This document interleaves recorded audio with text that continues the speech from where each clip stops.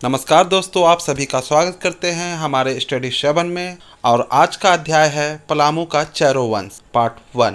अगर आप हमारे चैनल में नए हैं तो आप हमारे चैनल को सब्सक्राइब करें, लाइक करें और शेयर करें। चलिए शुरू करते हैं। पलामू का चेरो वंश। चेरो राजवंश का उदय मुख्य रूप से पलामू क्षेत्र में हुआ। इन्होंने रक्सेल वंश को पराजित कर इस क्षेत्र पर अपना प्रभुत्व कायम किया था। चेरो वंश का इतिहास मुगलों के इस्लामीकरण के विरुद्ध सशस्त्र विद्रोह के रूप में देखा जाता है और आधुनिक पलामू के निर्माता होने का श्रेय इन्हें दिया जाता है। तो चलिए करते हैं कुछ महत्वपूर्ण प्रश्न। पहला प्रश्न, चेरो राजवंश का उदय मुख्य रूप से कहाँ हुआ? उत्तर होगा पलामू। दूसरा प्रश्न, चेरो राजवंश ने किन्हें पराजित कर अपना राजवंश स्थापित किया? उत्तर होगा रक्सेलों को। तीसरा प्रश्न, चेरो राजवंश के इतिहास को किस रूप से देखा जाता है? उत्तर होगा मुगलों के इस्लामीकरण के विरुद्ध सशस्त्र विद्रोह के रूप में। चौथा प्रश्न, आधुनिक पलामू के निर्माता होने का श्रेय किन्हें दिया जाता है? उत्तर होगा चेरो राजवंश को। तो चलिए अब इस राजवंश के प्रमुख राजा के बारे में जानते हैं। पहला राजा भगवत राय। इन्होंने पलामू में चेरो वंश की स्थापना की। भगवत राय ने पलामू राजवंश की स्थापना की। महारत चेरो। इसके शासनकाल में शेरशाह के सेनापति खवास खां ने चेरो के ऊपर आक्रमण किया तथा चेरो राजाओं को पराजित कर इनका सुप्रसिद्ध सफ़ेद हाथी श्याम सुंदर को अपने साथ ले गए। अनंत राय। इनके समय जहांगीर के सेनापति अफजल खां ने चेरो राजाओं के खिलाफ सैन्य अभियान किया था। सबल राय।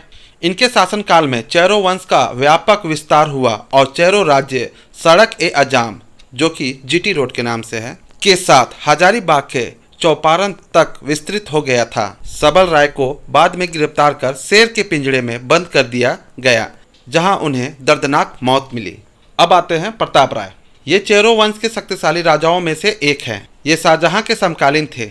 इन्होंने पुराना पलामू किला का निर्माण कराया था। 1642 ईस्वी में प्रताप राय को मुगल सूबेदार शाइस्त खां 80,000 रुपये लगान वसूला, परंतु 1644 ईस्वी में इनकी मुगलों से संधि हो गई। प्रताप राय को एक हजारी मनसब प्रदान किया गया तथा बदले में प्रताप राय ने मुगलों को 1 करोड़ दाम की वार्षिक रकम देना स्वीकार किया।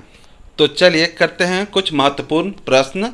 पहला प्रश्न, चेरो वंश की स्थापना किसने की? उत्तर होगा भगवत राय ने। दूसरा प्रश्न, किस राजा के शासनकाल में सेनापति खवास खां ने चेरो के ऊपर आक्रमण किया? उत्तर होगा महारत चेरो।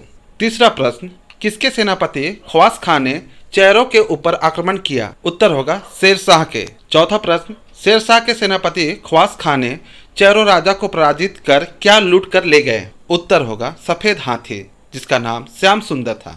पांचवा प्रश्न, राजा अनंत राय किसके समकालीन थे? उत्तर होगा जहांगीर के। छठा प्रश्न, वह कौन सेनापति था जिसने अनंत राय के समय चेरो राजाओं के खिलाफ सैन्य अभियान किया था? उत्तर होगा अफजल खां ने।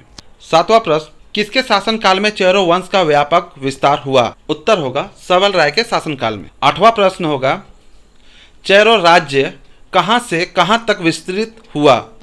उत्तर होगा सड़क ए अजाम जीटी रोड के साथ हजारीबाग के चौपारण तक। नौवां प्रश्न, सबल राय की मौत कैसे हुई? उत्तर होगा शेर से लड़ते हुए।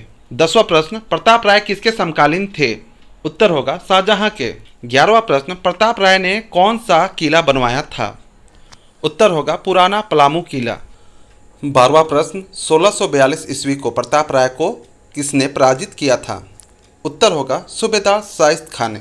13वां प्रश्न, सूबेदार शाइस्त खां ने प्रताप राय को पराजित कर कितना लगान वसूला? उत्तर होगा 80,000 रुपये। 14वां प्रश्न, कितने ईस्वी को प्रताप राय की मुगल से संधि हो गई? उत्तर होगा 1644 ईस्वी में। 15वां क्वेश्चन, मुगलों ने प्रताप राय को क्या प्रदान किया?